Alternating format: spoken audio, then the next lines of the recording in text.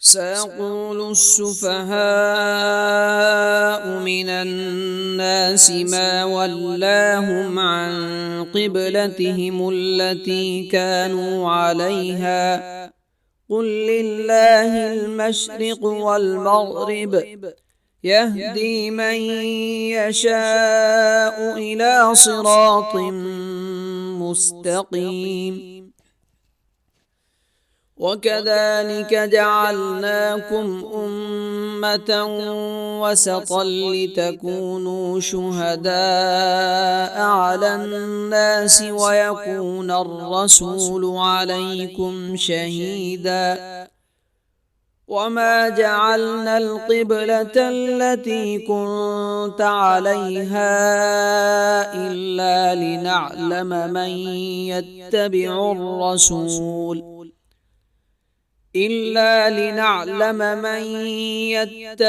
الرسول ممن ينقلب على عقبيه. وإن كانت لكبيرة إلا على الذين هدى الله وما كان الله ليضيع إيمانكم إن الله بالناس لرءوف رحيم.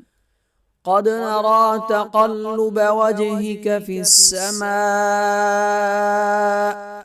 فلنولينك قبلة ترضاها فول وجهك شطر المسجد الحرام وحيث ما كنتم فولوا وجوهكم شطره وإن الذين أوتوا الكتاب ليعلمون أنه الحق من ربهم وما الله بغافل عما يعملون.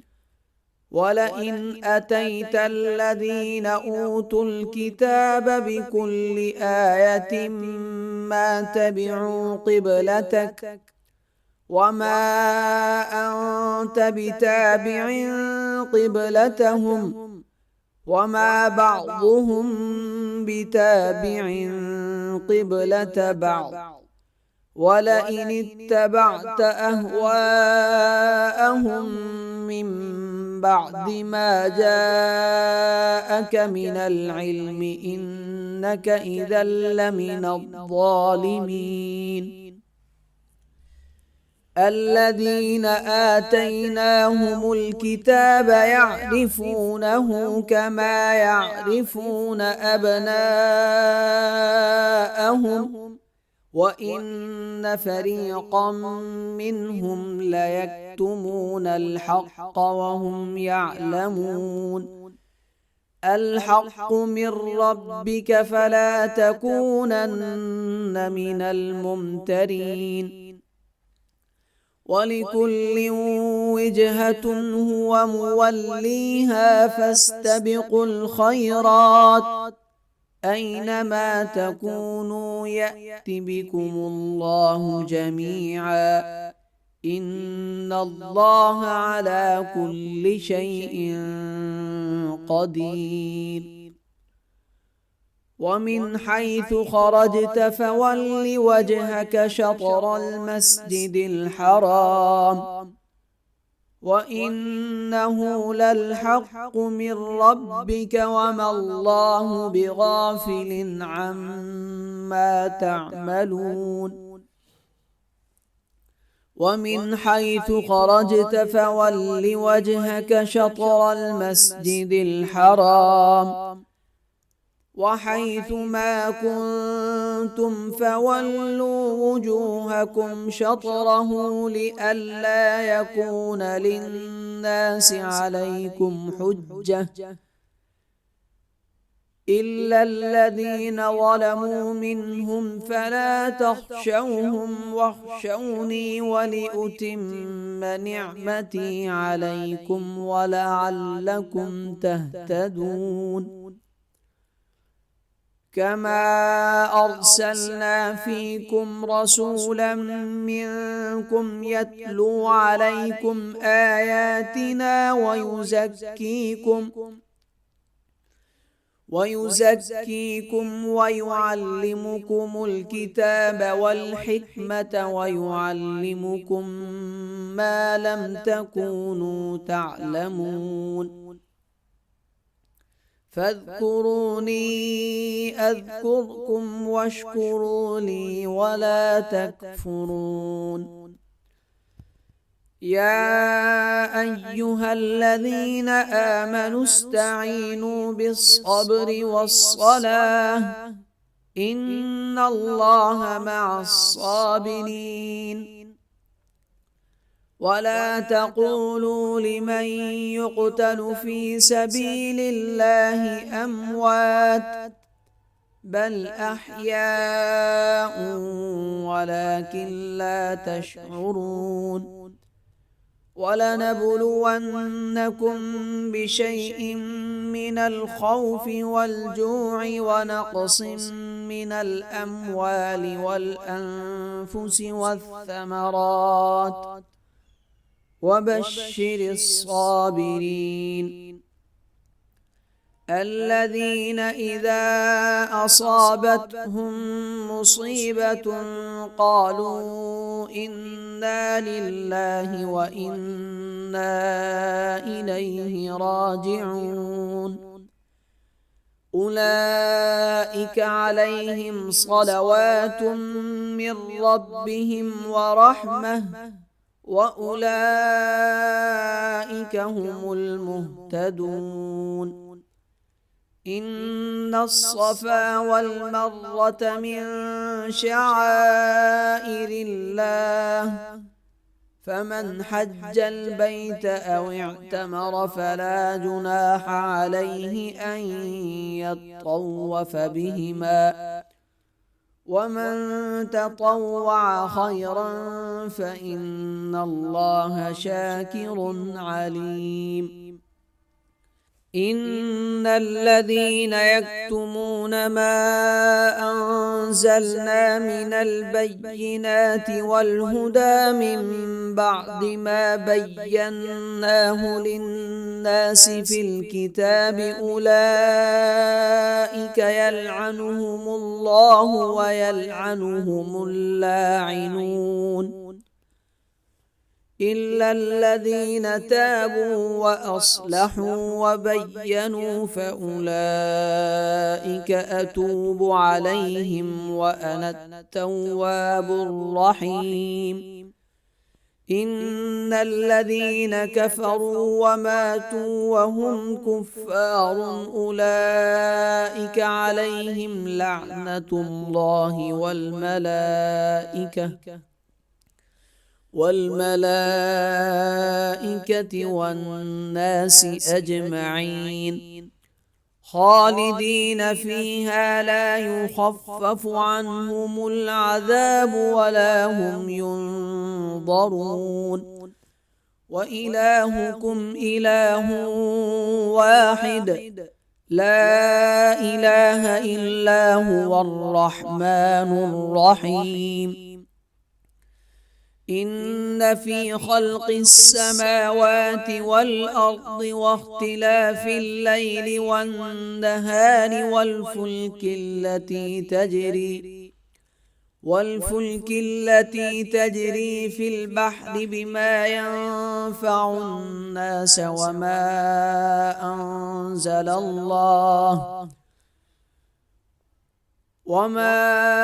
أنزل الله من السماء من ماء فأحيا به الأرض بعد موتها وبث فيها من كل دابة وتصريف الرياح والسحاب المسخر بين السماء والأرض لآيات لقوم يعقلون.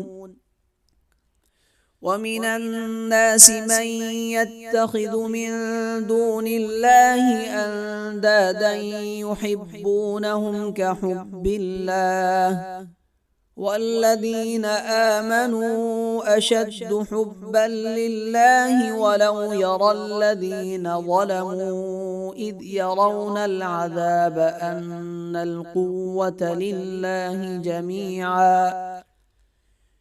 أن القوة لله جميعا وأن الله شديد العذاب إذ تبرأ الذين اتبعوا من الذين اتبعوا ورأوا العذاب وتقطعت بهم الأسباب وقال الذين اتبعوا لو أن لنا كرة فنتبرأ منهم كما تبرأوا منا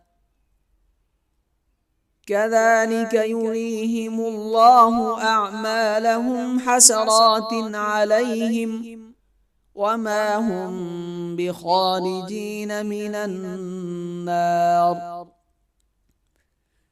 يا أيها الناس كلوا مما في الأرض حلالا طيبا ولا تتبعوا خطوات الشيطان إنه لكم عدو مبين إنما يأمركم بالسوء والفحشاء وأن تقولوا على الله ما لا تعلمون وإذا قيل لهم اتبعوا ما أنزل الله قالوا بل نتبع ما ألفينا عليه آباءنا أولو كان آباؤهم لا يعقلون شيئا ولا يهتدون ومثل الذين كفروا كمثل الذي ينعق بما لا يسمع إلا دعاء ونداء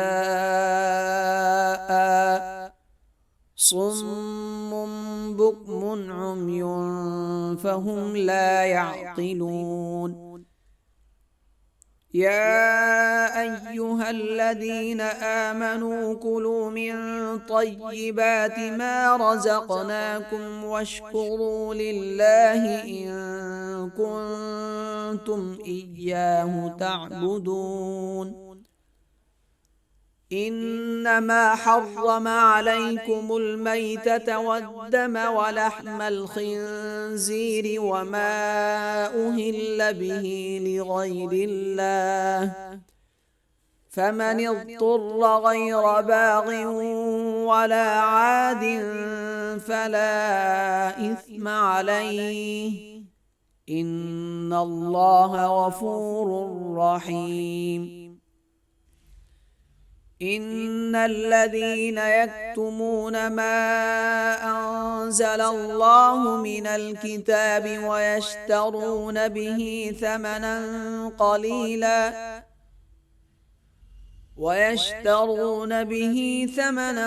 قليلا أولئك ما يأكلون في بطونهم إلا النار ولا يكلمهم الله يوم القيامة ولا يزكيهم ولهم عذاب أليم أولئك الذين اشتروا الضلالة بالهدى والعذاب بالمغفرة فما أصبرهم على النار ذلك بأن الله نزل الكتاب بالحق وإن الذين اختلفوا في الكتاب لفي شقاق بعيد ليس البر أن تولوا وجوهكم قبل المشرق والمغرب ولكن البر من آمن بالله واليوم الآخر والملائكة والكتاب والنبيين وآتى المال على حبه ذوي القربى واليتامى والمساكين وابن السبيل والسائلين وفي الرقاب وأقام الصلاة وآتى الزكاة والموفون بعهدهم إذا عاهدوا والصابرين في البأساء والضراء وحين البأس أولئك الذين صدقوا وأولئك هم المتقون. يا أيها الذين آمنوا كتب عليكم القصاص في القتلى الحر بالحر والعبد بالعبد والأنثى بالأنثى فمن عفي له من أخيه شيء فاتباع بالمعروف وأداء إليه بإحسان ذلك تخفيف من ربكم ورحمة فمن اعتدى بعد ذلك فله عذاب أليم. ولكم في القصاص حياة يا أولي الألباب لعلكم تتقون. كتب عليكم إذا حضر أحدكم الموت إن ترك خيرا الوصية للوالدين والأقربين بالمعروف حقا على المتقين. فمن بدله بعدما سمعه فإنما إثمه على الذين يبدلونه إن الله سميع عليم. فمن خاف من موص جنفا أو إثما فأصلح بينهم فلا إثم عليه إن الله غفور رحيم. يا أيها الذين آمنوا كتب عليكم الصيام كما كتب على الذين من قبلكم لعلكم تتقون أياما معدودات فمن كان منكم مريضا أو على سفر فعدة من أيام أخر وعلى الذين يطيقونه فدية طعام مسكين فمن تطوع خيرا فهو خير له وأن تصوموا خير لكم إن كنتم تعلمون. شهر رمضان الذي أنزل فيه القرآن هدى للناس وبينات من الهدى والفرقان فمن شهد منكم الشهر فليصم ومن كان مريضا أو على سفر فعدة من أيام أخر يريد الله بكم اليسر ولا يريد بكم العسر ولتكملوا العدة ولتكبروا الله على ما هداكم ولتكملوا العدة ولتكبروا الله على ما هداكم ولعلكم تشكرون. وإذا سألك عبادي عني فإني قريب أجيب دعوة الداع إذا دعاني فليستجيبوا لي وليؤمنوا بي لعلهم يرشدون أحل لكم ليلة الصيام الرفث إلى نسائكم هن لباس لكم وأنتم لباس لهم علم الله أنكم كنتم تختانون أنفسكم فتاب عليكم وعفى عنكم فالآن باشروهن وابتغوا ما كتب الله لكم وكلوا واشربوا حتى يتبين لكم الخيط الأبيض من الخيط الأسود من الفجر ثم أتموا الصيام إلى الليل ولا تباشروهن وأنتم عاكفون في المساجد تلك حدود الله فلا تقربوها كذلك يبين الله آياته للناس لعلهم يتقون ولا تأكلوا أموالكم بينكم بالباطل وتدلوا بها إلى الحكام لتأكلوا فريقا من أموال الناس بالإثم وأنتم تعلمون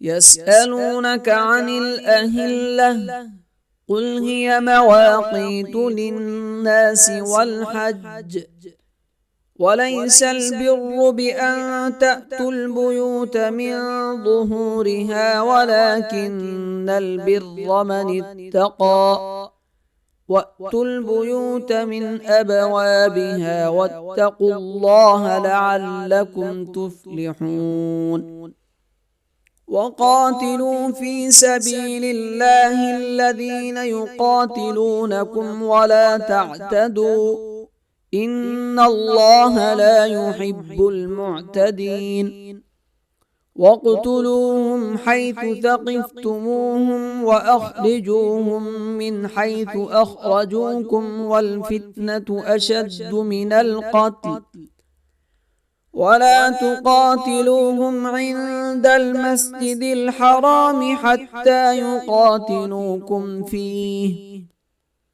فإن قاتلوكم فاقتلوهم كذلك جزاء الكافرين فإن انتهوا فإن الله غفور رحيم وقاتلوهم حتى لا تكون فتنة ويكون الدين لله فإن انتهوا فلا عدوان إلا على الظالمين الشهر الحرام بالشهر الحرام والحرمات قصاص فمن اعتدى عليكم فاعتدوا عليه بمثل ما اعتدى عليكم واتقوا الله واعلموا أن الله مع المتقين وأنفقوا في سبيل الله ولا تلقوا بأيديكم إلى التهلكة وأحسنوا إن الله يحب المحسنين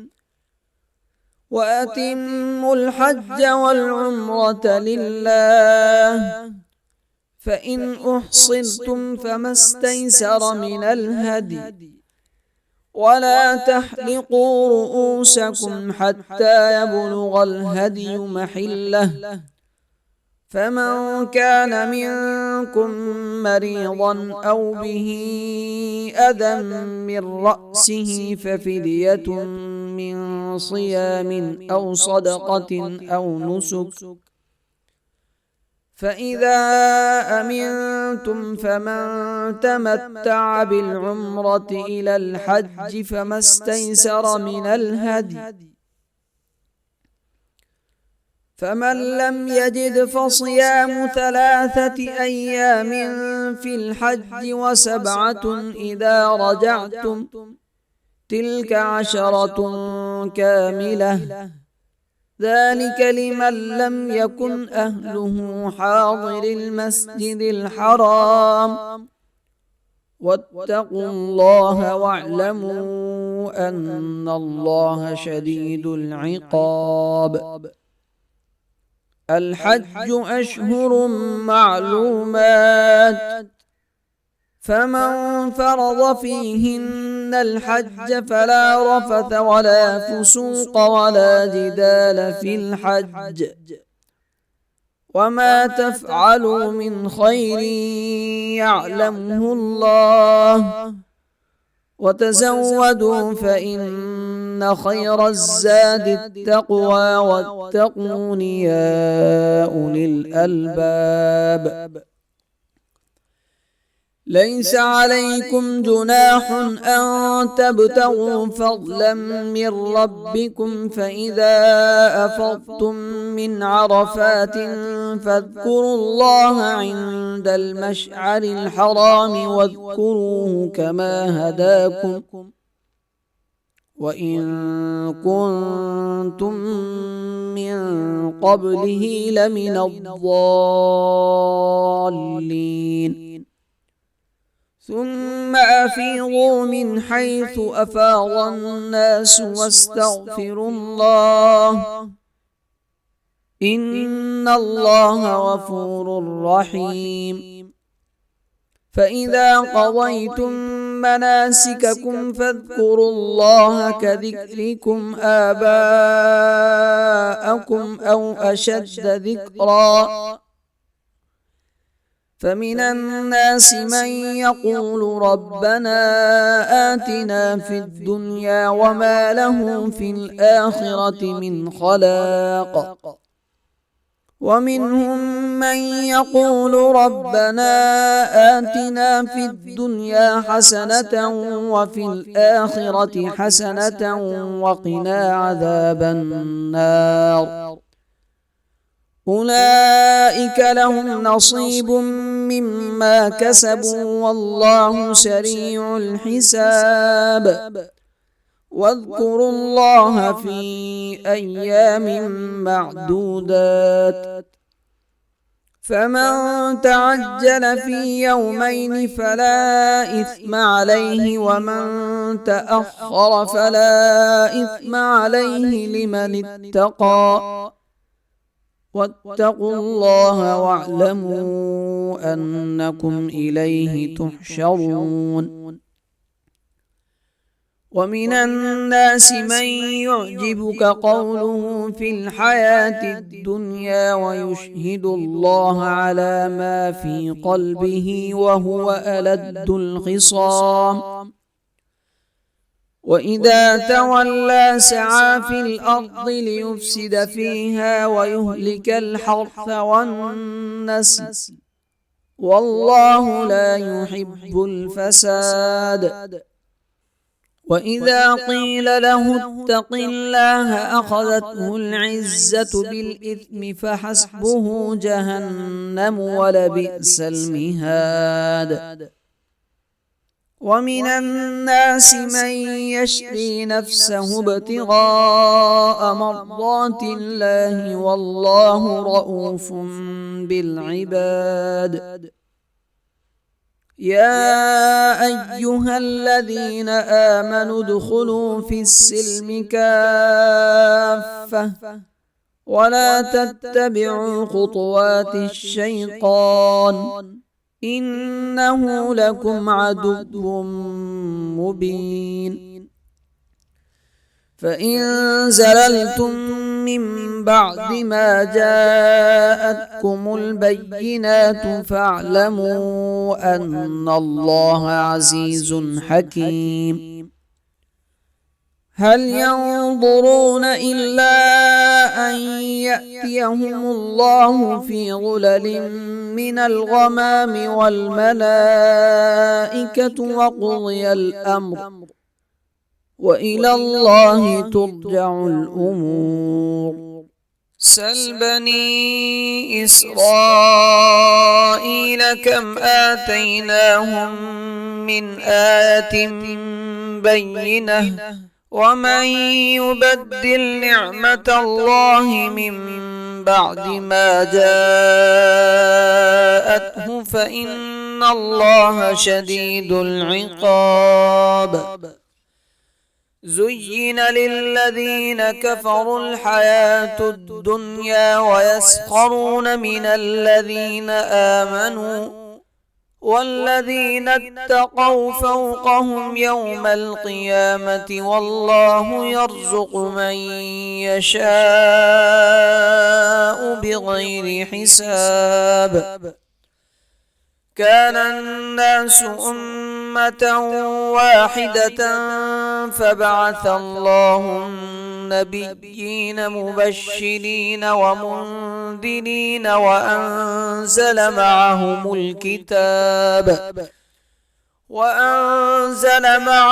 الكتاب بالحق ليحكم بين الناس فيما اختلفوا فيه وما اختلف فيه إلا الذين أوتوه من بعد ما جاءتهم البينات بغيا بينهم فهدى الله الذين آمنوا لما اختلفوا فيه من الحق بإذنه والله يهدي من يشاء إلى صراط مستقيم. أم حسبتم أن تدخلوا الجنة ولما يأتكم مثل الذين خلوا من قبلكم مستهم البأساء والضراء وزلزلوا حتى يقول الرسول والذين آمنوا معه متى نصر الله ألا إن نصر الله قريب. يسألونك ماذا ينفقون قل ما أنفقتم من خير فللوالدين والأقربين واليتامى والمساكين وابن السبيل وما تفعلوا من خير فإن الله به عليم. كتب عليكم القتال وهو كره لكم وعسى أن تكرهوا شيئا وهو خير لكم وعسى أن تحبوا شيئا وهو شر لكم والله يعلم وأنتم لا تعلمون. يسألونك عن الشهر الحرام قتال فيه قل قتال فيه كبير وصد عن سبيل الله وكفر به والمسجد الحرام وإخراج أهله منه أكبر عند الله والفتنة أكبر من القتل ولا يزالون يقاتلونكم حتى يردوكم عن دينكم إن استطاعوا ومن يرتدد منكم عن دينه فيمت وهو كافر فأولئك حبطت أعمالهم في الدنيا والآخرة وأولئك أصحاب النار هم فيها خالدون. إن الذين آمنوا والذين هاجروا وجاهدوا في سبيل الله أولئك يرجون رحمة الله والله غفور رحيم. يسألونك عن الخمر والميسر قل فيهما إثم كبير ومنافع للناس وإثمهما أكبر من نفعهما ويسألونك ماذا ينفقون قل العفو كذلك يبين الله لكم الآيات لعلكم تتفكرون. في الدنيا والآخرة ويسألونك عن اليتامى قل إصلاح لهم خير وإن تخالطوهم فإخوانكم والله يعلم المفسد من المصلح ولو شاء الله لأعنتكم إن الله عزيز حكيم. ولا تنكحوا المشركات حتى يؤمنوا ولأمة مؤمنة خير من مشركة ولو أعجبتكم ولا تنكحوا المشركين حتى يؤمنوا ولعبد مؤمن خير من مشرك ولو أعجبكم أولئك يدعون إلى النار والله يدعو إلى الجنة والمغفرة بإذنه ويبين آياته للناس لعلهم يتذكرون. ويسألونك عن المحيض قل هو أذى فاعتزلوا النساء في المحيض ولا تقربوهن حتى يطهرن فإذا تطهرن فأتوهن من حيث أمركم الله إن الله يحب التوابين ويحب المتطهرين. نساؤكم حرث لكم فأتوا حرثكم أنى شئتم وقدموا لأنفسكم واتقوا الله واعلموا أنكم ملاقوه وبشر المؤمنين. ولا تجعلوا الله عرضة لأيمانكم أن تبروا وتتقوا وتصلحوا بين الناس والله سميع عليم. لا يؤاخذكم الله باللغو في أيمانكم ولكن يؤاخذكم بما كسبت قلوبكم والله غفور حليم. للذين يؤلون من نسائهم تربص 4 أشهر فإن فاءوا فإن الله غفور رحيم. وإن عزموا الطلاق فإن الله سميع عليم.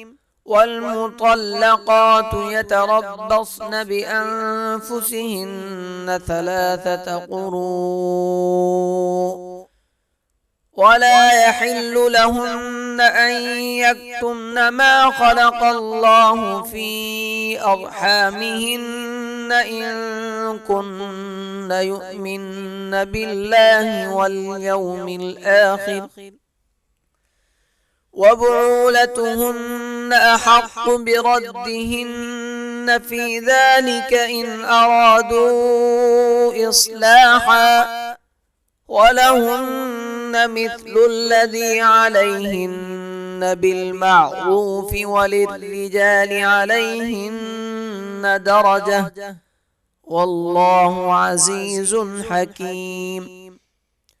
الطلاق مرتان، فإمساك بمعروف أو تسريح بإحسان، ولا يحل لكم أن تأخذوا مما آتيتموهن شيئا إلا أن يخافا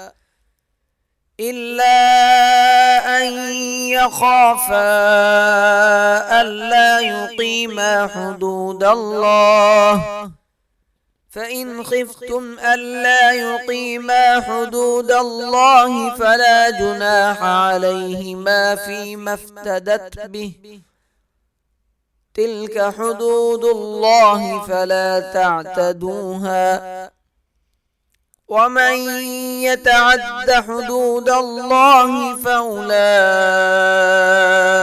هم الظالمون.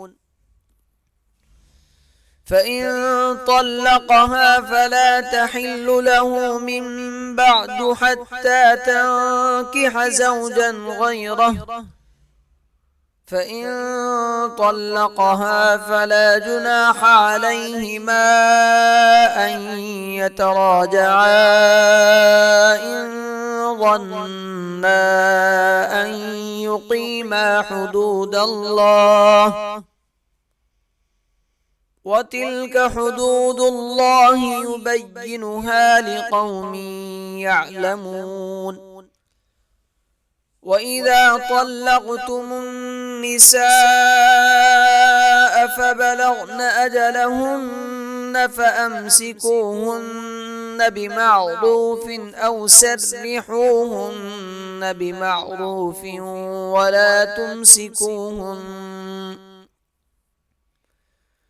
ولا تمسكوهن ضرارا لتعتدوا، ومن يفعل ذلك فقد ظلم نفسه.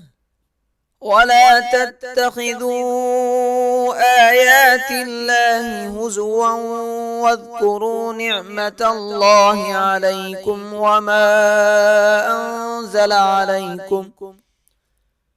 وما أنزل عليكم من الكتاب والحكمة يعظكم به، واتقوا الله واعلموا أن الله بكل شيء عليم.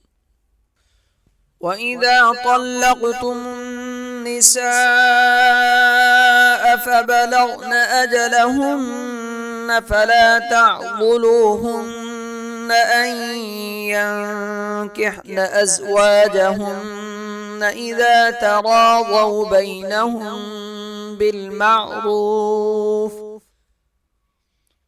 ذلك يوعظ به من كان منكم يؤمن بالله واليوم الآخر، ذلكم أزكى لكم وأطهر، والله يعلم وأنتم لا تعلمون. والوالدات يرضعن أولادهن حولين كاملين لمن أراد أن يتم الرضاعة، وعلى المولود له رزقهن وكسوتهن بالمعروف، لا تكلف نفس إلا وسعها، لا تضار والدة بولدها ولا مولود له بولده، وعلى الوارث مثل ذلك، فإن أرادا فصالا عن تراض منهما وتشاور فلا جناح عليهما.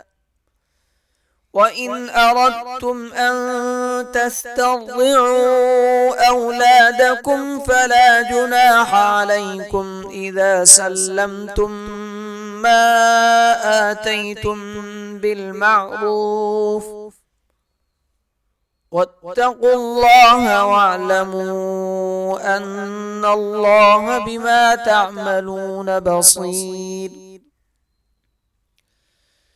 والذين يتوفون منكم ويذرون أزواجا يتربصن بأنفسهن 4 أشهر وعشرا، فإذا بلغن أجلهن فلا جناح عليكم فيما فعلن في أنفسهن بالمعروف، والله بما تعملون خبير. ولا جناح عليكم فيما عرضتم به من خطبة النساء أو أكننتم في أنفسكم، علم الله أنكم ستذكرونهن ولكن لا تواعدوهن سرا إلا أن تقولوا قولا معروفا، ولا تعزموا عقدة النكاح حتى يبلغ الكتاب أجله، واعلموا أن الله يعلم ما في أنفسكم فاحذروه، واعلموا أن الله غفور حليم. لا جناح عليكم إن طلقتم النساء ما لم تمسوهن أو تفرضوا لهن فريضة،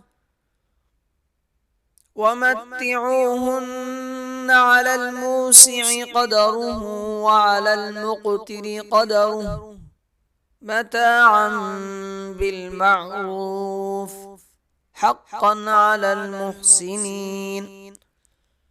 وإن طلقتموهن من قبل أن تمسوهن وقد فرضتم لهن فريضة فنصف ما فرضتم إلا أن يعفون أو يعفو الذي بيده عقدة النكاح،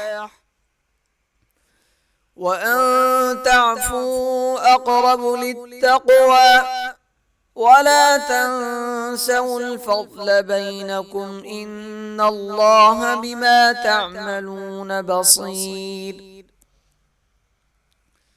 حافظوا على الصلوات والصلاة الوسطى وقوموا لله قانتين. فإن خفتم فرجالا أو ركبانا فإذا أمنتم فاذكروا الله كما علمكم ما لم تكونوا تعلمون. والذين يتوفون منكم ويذرون أزواجا وصية لأزواجهم متاعا إلى الحول غير إخراج، فإن خرجن فلا جناح عليكم فيما فعلن في أنفسهن من معروف، والله عزيز حكيم. وللمطلقات متاع بالمعروف حقا على المتقين. كذلك يبين الله لكم آياته لعلكم تعقلون. ألم تر إلى الذين خرجوا من ديارهم وهم ألوف حذر الموت فقال لهم الله موتوا ثم أحياهم إن الله لذو فضل على الناس ولكن أكثر الناس لا يشكرون وقاتلوا في سبيل الله واعلموا أن الله سميع عليم من ذا الذي يقرض الله قرضا حسنا فيضاعفه له أضعافا كثيرة والله يقبض ويبسط وإليه ترجعون ألم تر إلى الملأ من بني إسرائيل من بعد موسى إذ قالوا لنبي له مبعث لنا ملكا نقاتل في سبيل الله قال هل عسيتم إن كتب عليكم القتال ألا تقاتلوا قالوا وما لنا ألا نقاتل في سبيل الله وقد أخرجنا من ديارنا وأبنائنا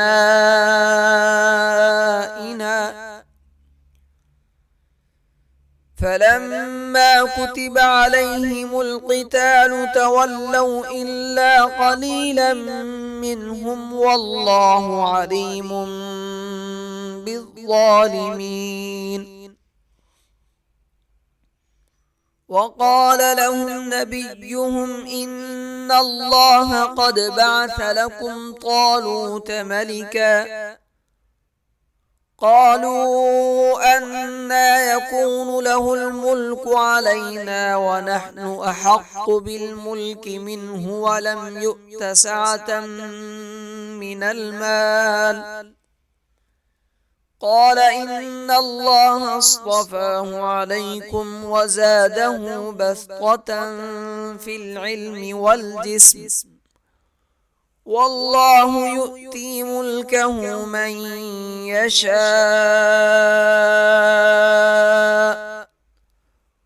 والله واسع عليم وقال لهم نبيهم إن آية ملكه أن يأتيكم التابوت فيه سكينة من ربكم مما ترك آل موسى وبقية مما ترك آل موسى وآل هارون تحمله الملائكة إن في ذلك لآية لكم إن كنتم مؤمنين فلما فصل طالوت بالجنود قال إن الله مبتليكم بنهر فمن شرب منه فليس مني ومن لم يطعمه فإنه مني إلا من اغترف غرفة بيده فشربوا منه إلا قليلا منهم فلما جاوزه هو والذين آمنوا معه قالوا لا طاقة لنا اليوم بجالوت وجنوده قال الذين يظنون أنهم ملاقو الله كم من فئة قليلة غلبت فئة كثيرة بإذن الله والله مع الصابرين ولما برزوا لجالوت وجنوده قالوا ربنا أفرغ علينا صبرا وثبت أقدامنا وانصرنا على القوم الكافرين فهزموهم بإذن الله وقتل داود جالوت وآتاه الله الملك والحكمة وعلمه مما يشاء ولولا دفع الله الناس بعضهم ببعض لفسدت الأرض ولكن الله ذو فضل على العالمين تلك آيات الله نتلوها عليك بالحق وإنك لمن المرسلين